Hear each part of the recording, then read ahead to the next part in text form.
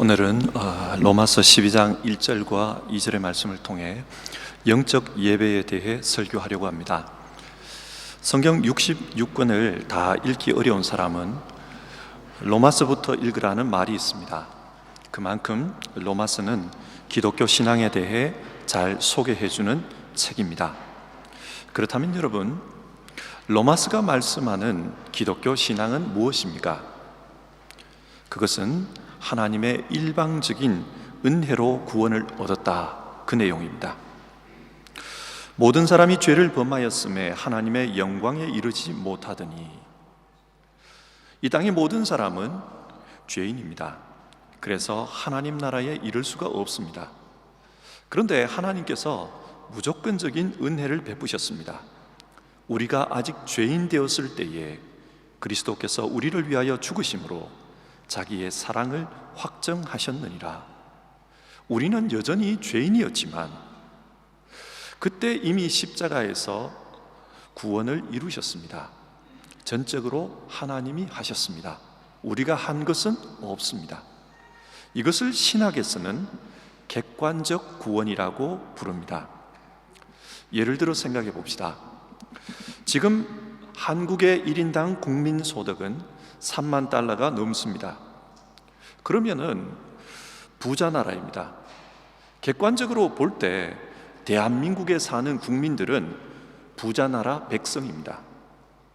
그런데 나라가 그렇게 부자라도 그 개인이 노숙자라면 그 사람은 가난한 사람입니다.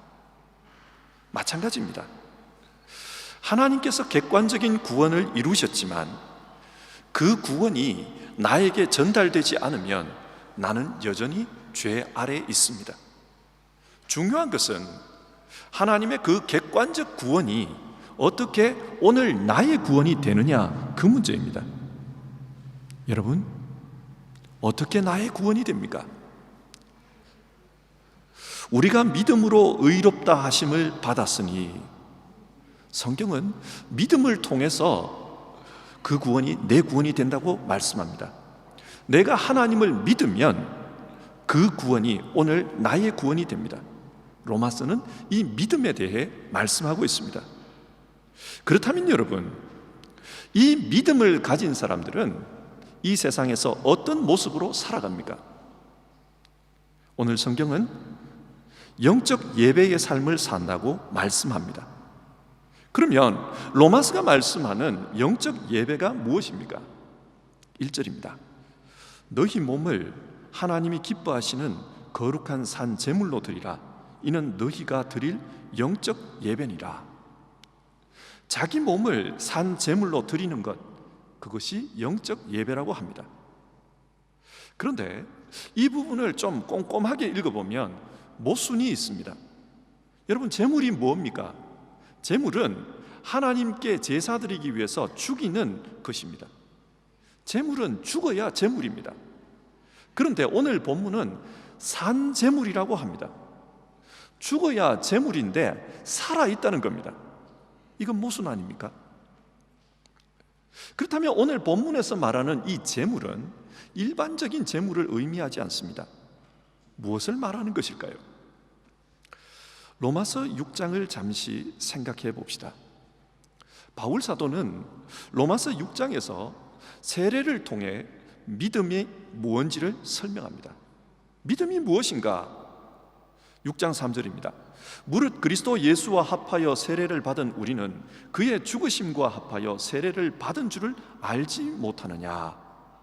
믿음은 예수님의 십자가 죽음과 연합하는 것이라고 말합니다. 그래서 예수님이 십자가에서 달려 돌아가실 때 죄된 나의 삶도 이미 그때 죽었다는 것입니다. 그래서 6장 11절, 6장 8절, 그리고 6장 8절, 또한 그리스도와 함께 살 줄을 믿노니, 믿음은 예수님의 부활과 연합하여 새 생명으로 사는 것입니다. 영적인 생명으로 사는 것입니다. 그래서 6장 11절은 이와 같이 너희도 너희 자신을 죄에 대하여는 죽은 자요 그리스도 예수 안에서 하나님께 대하여는 살아있는 자로 여길지어다.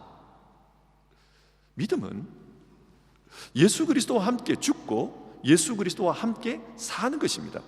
오늘 본문이 말씀하는 산 제물이란 예수님을 믿고 예수와 함께 죽었고 또 예수와 함께 새롭게 산 그 삶을 말합니다.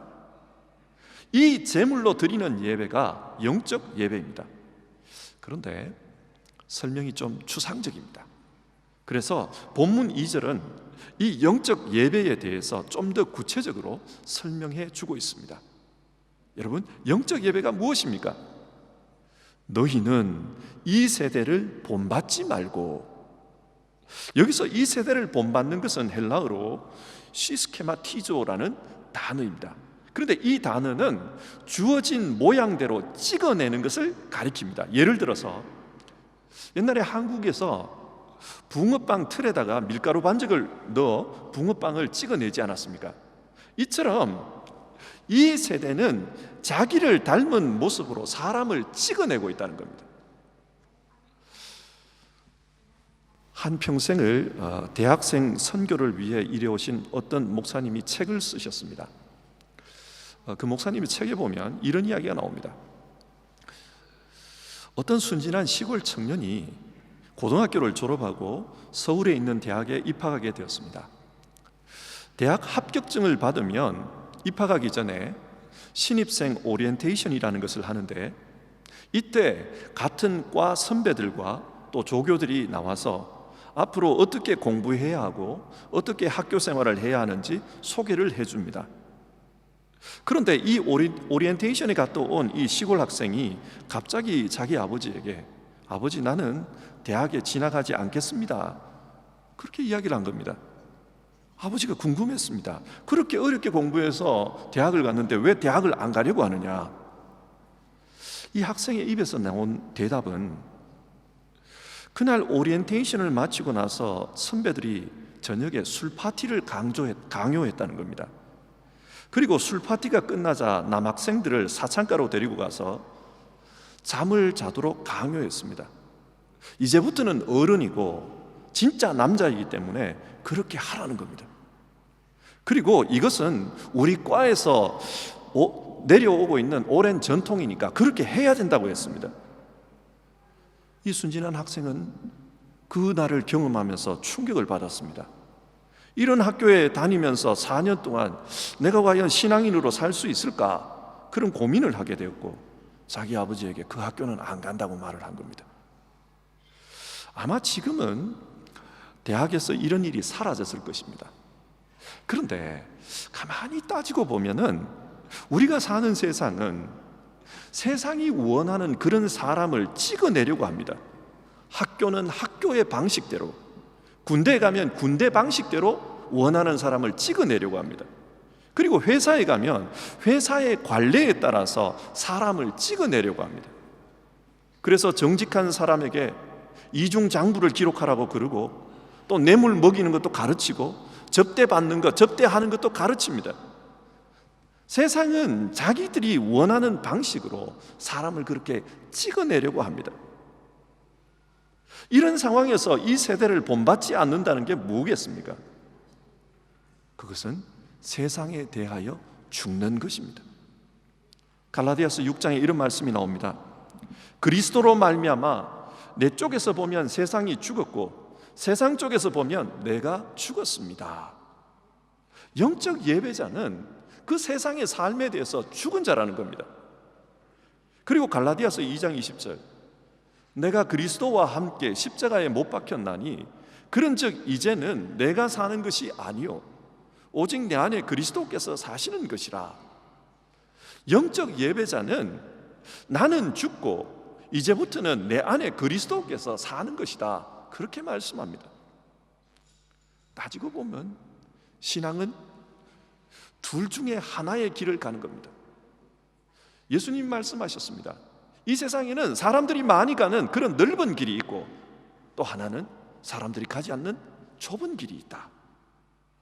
이 세상을 본받으면서 살든지 아니면 예수님을 본받으면서 살든지 둘 중에 하나입니다. 중간은 없습니다.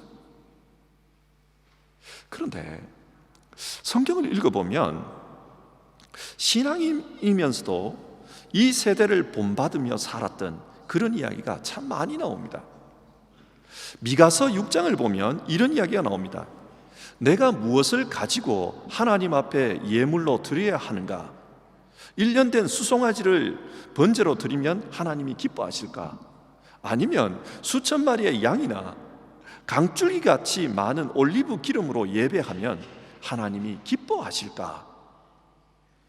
여기서 우리는 그 시대의 풍조를 읽을 수 있습니다. 그 시대 사람들은 하나님 앞에 예배할 때 무슨 제물을 얼마나 드리느냐, 그것을 중요하게 봤다는 겁니다. 철저하게 물질주의적 사고입니다. 많은 물질을 드리면 하나님이 기뻐하신다, 그렇게 생각하고 있는 겁니다. 이 세대를 본받는 사람입니다. 그런데 여러분, 그렇게 질문하는 그 사람에게 하나님께서 뭐라고 말씀하십니까? 사람아, 주께서 구하시는 것은 오직 정의를 행하며 인자를 사랑하며 겸손하게 하나님과 함께 행하는 것이 아니냐. 하나님이 원하는 것은 어떤 물질을 많이 드리는 것, 그게 아니라 너의 삶이라는 겁니다. 너의 삶이 정의를 행하고 너의 삶이 인자함을 원하고 너의 삶이 하나님과 함께 살아가는 것, 그걸 원한다. 세상이 아니라 하나님을 닮은 그 삶을 제물로 내놓으라고 성경 그렇게 말씀하고 있습니다. 한국교회는 세계 모든 교회 중에서 가장 열심히 예배를 드리는 교회입니다. 이것은 확실합니다. 외국의 기독교 대표자들이 한국을 방문하면 한국교회 견학 코스가 있습니다. 그 견학 코스 중에 하나가 새벽 기도에 참석하는 겁니다. 새벽 5시에 예배를 드리는데, 그런데 수많은 사람들이 예배당에 꽉 차 있습니다. 그 많은 사람들이 새벽에 나와가지고 찬송하고 기도하고 그런 모습에 적잖은 외국 교회 지도자들이 충격을 받습니다. 물론 좋은 의미에서 충격입니다.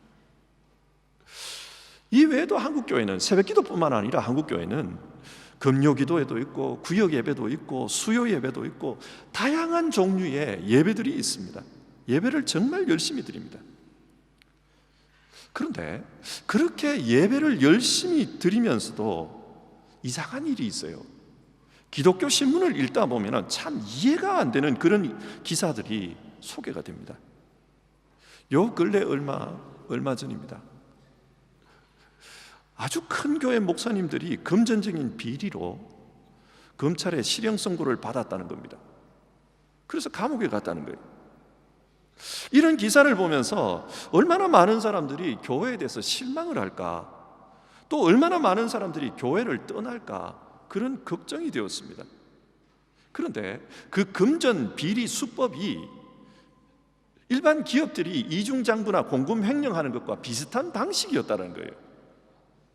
여러분, 왜 이런 일이 발생합니까? 문제가 어디에 있습니까? 너희는 이 세대를 본받지 말고, 이 말씀에 실패한 겁니다. 이 세대를 본받지 말고 말씀에 실패한 거예요. 혹시 여러분도 지금 이 자리에서 예배하시면서 이 세대의 복을 하나님 앞에 이루어 달라고 기도하고 있지는 않습니까? 내가 죽고 하나님이 사시는 것이 아니라 하나님을 내 방식대로 바꾸어 버리려고 그렇게 하지는 않습니까? 세상의 물량주의, 세상의 성공주의, 기복주의, 그런 것을 신앙의 기준으로 삼아서 하나님 앞에 간구하는 것은 아닙니까?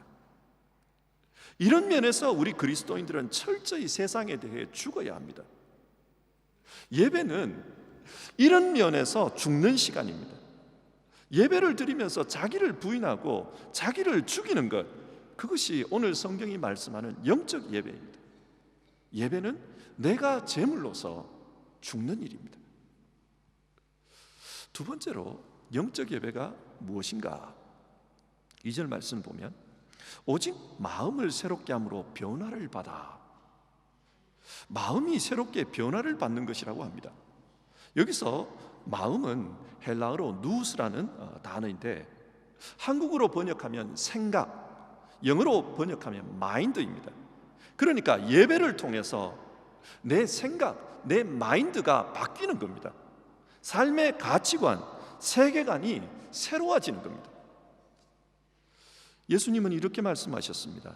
누구든지 나를 따르려거든 자기를 부인하고 자기 십자가를 지고 나를 따르라. 무슨 말입니까? 나는 죽고 예수 삶으로 거듭나라는 말입니다. 그런데 우리의 신앙생활을 들어보면 내가 나 자신을 부인해야 한다. 잘 알고 있습니다. 자기 부인이 정말 신앙생활이다. 잘 압니다. 그러나 그게 잘 안 돼요. 여러분, 왜 자기를 부인하고 주를 따르는 것, 새로운 사람으로 살아가는 것, 그게 어렵고 잘 안 됩니까? 예를 들어서 한번 생각해 봅시다. 젊은 두 남녀가 서로 사랑을 하면 마침내 결혼을 합니다. 물론 결혼하지 않고 사는 사람들도 있지만 많은 경우 결혼을 합니다. 이 경우 결혼은 사랑의 열매입니다. 그런데 여러분, 결혼 생활에서 사랑이 없다면 결혼은 구속 아닐까요? 한 사람에게 내 일생을 평생 얽어매는 그런 구속 아니겠습니까? 여러 면에서 부담스럽습니다. 함께 살면서 경제적으로도 책임을 져야 되고 여러 면에서 부담이 됩니다.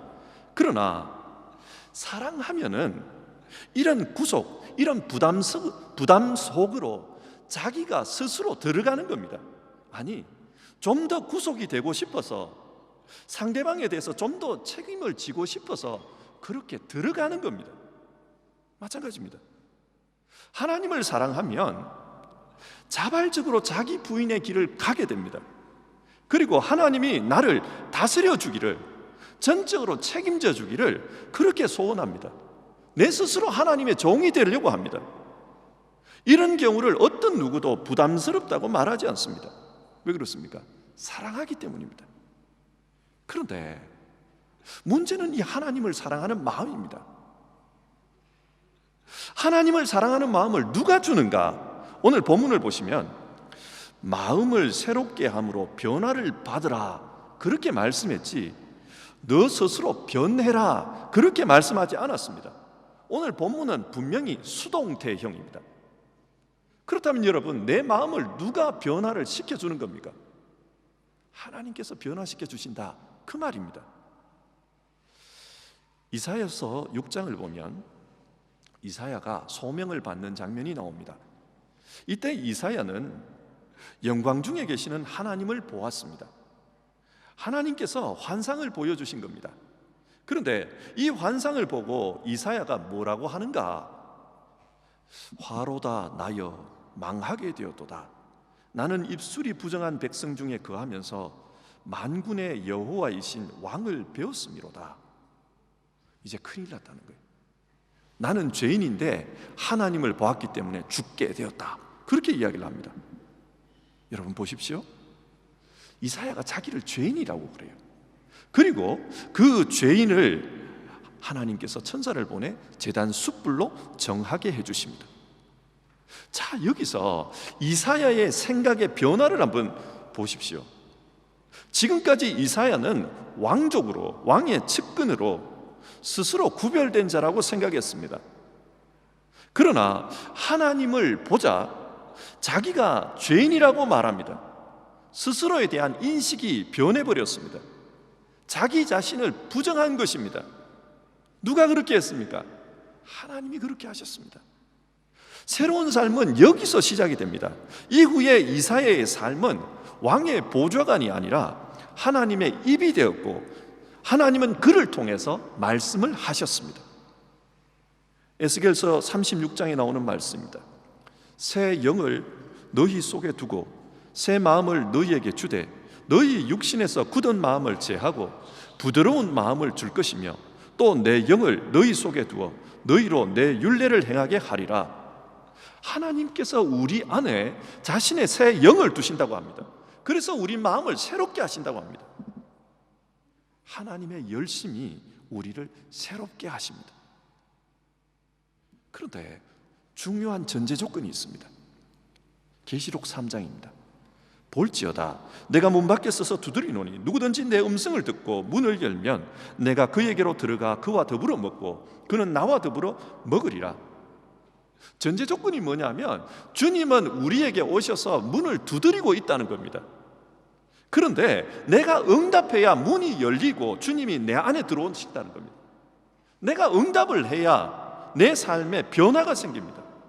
그래서 내 뜻이 아니라 하나님의 선하시고 기뻐하시고 온전하신 뜻을 쫓아서 살아간다는 겁니다. 영적 예배가 뭡니까? 영적 예배는 내가 나를 부인할 때 하나님께서 나를 새롭게 만드시는 작업입니다. 실제 우리가 드리는 이 예배를 한번 보십시오. 이 예배를 보면은 모든 순서가 다 사람이 합니다. 사람이 인도하고, 사람이 찬송하고, 사람이 기도하고, 사람이 설교합니다. 어디에도 하나님은 보이지 않습니다. 그러나 우리 가운데서 기도를 통해, 찬송을 통해, 설교를 통해 마음 문을 두드리는 하나님을 만날 수 있다면 그것은 영적 예배입니다. 사람의 행위 속에서 하나님이 내 마음을 두드리는 것을 느낀다면 그것은 영적 예배입니다. 그래서 그 예배를 통해 내 생각에, 내 가치관에, 내 세계관에 변화가 일어난다면 그게 영적 예배입니다. 영적 예배는 하나님께서 우리를 새롭게 만드시는 작업입니다. 설교를 정리하겠습니다. 교회의 존재 이유는 하나님께 예배하는 것입니다. 예배를 통해 하나님께 영광을 돌리고 또 하나님의 뜻이 이 땅에 나타나도록 하는 것입니다. 그러기 위해서는 우리가 산 제물이 되어야 합니다. 그럴 때 하나님이 기뻐하시는 영적 예배가 가능합니다. 저는 올 한 해 우리 교회 목회 방향을 영적 공동체 세우기로 정했습니다. 영적 공동체 세우기. 이 말은 지금까지 우리 교회가 영적 공동체가 아니었다는 뜻이 아닙니다. 좀 더 영적인, 바른 영적인 공동체가 되자는 뜻입니다. 그러기 위해서는 우리의 예배부터 좀 더 영적이어야 합니다. 그런데 이 말을 오해하지 않았으면 좋겠습니다. 영적이라는 말이 뭔가 예배를 드리면서 환상을 보고 또 예배 중에 무슨 방언을 하고 그런 이야기가 아닙니다. 서울의 어떤 교회에 예배 중에 하늘에서 천사가 내려온다 보이느냐 뭐 그러는 교회가 있다 그래요. 그걸 말하는 게 아닙니다. 오늘 본문에서 영적이라는 이 단어는 헬라어로 로기코스인데 이 말을 직역하면 이치에 합당한, 합리적인, 신령한 그런 뜻입니다. 로기코스, 로기, 그것과 연관이 있습니다. 그러니까 영적인 예배란 합리적인 예배입니다. 어떤 의미에서 합리적입니까? 우리의 믿음이 그리스도와 함께 죽고 그리스도와 함께 사는 것이라고 말씀드리지 않았습니까? 그렇다면 그 믿음으로 드리는 예배 역시 그리스도와 함께 죽고 그리스도와 함께 사는 것이어야 합니다. 그게 합리적인 거 아닙니까? 우리가 진짜 믿음으로 사는 것이 예배를 통해 나타나는 것이라면 우리는 이 예배 속에서 내가 죽고 내가 그리스도와 함께 살아야 합니다. 이것을 하나님은 올바른 예배, 합당한 예배로 여기신다는 겁니다. 하나님 앞에서 나를 죽이고 하나님께서 나를 살리는 그런 예배. 그래서 내 생각이 하나님 생각에 집중하고 내 계획이 하나님의 계획으로 전환되어 가는 것, 거기에 영적 예배가 있습니다. 하나님께서는 자기에게 참되게 예배하는 자를 찾고 계십니다. 그리고 하나님은 참되게 예배하는 그 사람을 기뻐하십니다. 그러나 마귀는 이런 것을 싫어합니다. 그래서 영적 예배를 드리지 못하도록 방해를 합니다. 어떻게 방해할까요?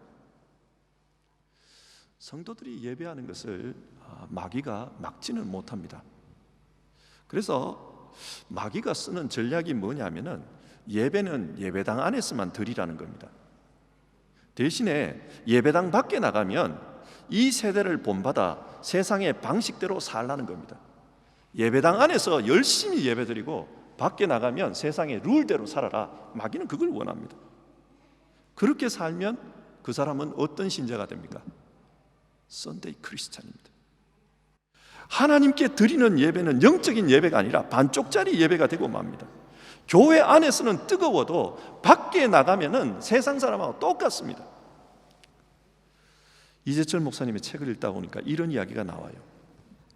언젠가 성지순례를 갔는데 어떤 여행사에서 14명을 한 팀으로 모았다는 겁니다. 그 14명 중에는 목사님들도 계셨고 장로님, 권사님, 집사님들 다 계셨다는 겁니다. 여행을 이렇게 다니다 보니까 그 14명 중에 한 분이 생일이 되었습니다. 그래서 그 중에 이제 마음 맞는 몇 분들끼리 그 생일 되신 분을 호텔 로비에 세워놓고 생일 축하합니다 노래를 부르고 손을 잡고는 그분을 위해서 축복하는 통성 기도를 했다는 겁니다. 그 옆에서 보니까 야, 호텔 로비에서 이래가 되나, 이 사람들이 쉬고 자는 데인데 뭐 좀 그런 염려가 되었다는 거예요. 하지만은 그 사람들이 뭐 다른 사람이 어떻게 되든지 그 신경 안 쓰고 그렇게 통성 기도를 하더라는 겁니다. 한마디로 말해서 뜨거운 신앙입니다. 뜨거운 신앙입니다. 그런데 문제는 그날 호텔 음식이 잘못 나왔습니다. 그러자 그 중에 한 분이 호텔 음식이 잘못 나온 것에 화를 참지를 못하고 직원들을 향해서 소리를 지르기 시작했습니다. 그러자 이 호텔 안의 분위기가 영 이상해져 버렸고 민망해졌습니다. 그래서 옆에 계시던 어떤 분이 말리면서 그러더랍니다. 뭐라고 그랬게요? 장로님 참으십시오. 장로님이었어요. 뭘 말합니까? 예배당 안에서는 그렇게 열정적이에요. 사람들의 눈도 시선도 안 가리고 그렇게 통성기도하고 축복하고 그러던 사람들이에요.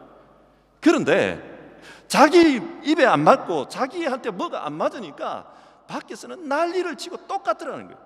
세상 사람들하고 다른 게 하나도 없더라, 그 이야기입니다.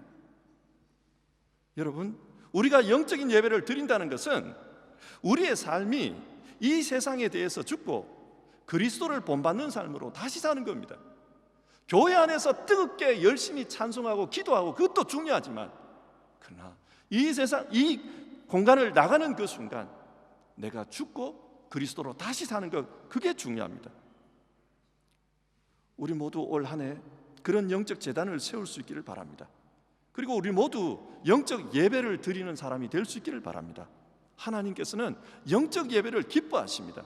그리고 그 사람을 통해 하나님의 영광이 이 땅에 드러나게 하십니다. 기도하겠습니다. 하나님 아버지, 오늘 영적 예배에 대해 말씀을 나누었습니다. 영적 예배는 하나님의 말씀 앞에서 우리가 죽고 우리가 다시 사는 것이라고 그렇게 말씀 나누었습니다. 우리 모두 세상적인 삶에서는 죽고 예수 닮은 삶으로 다시 살게 하옵소서.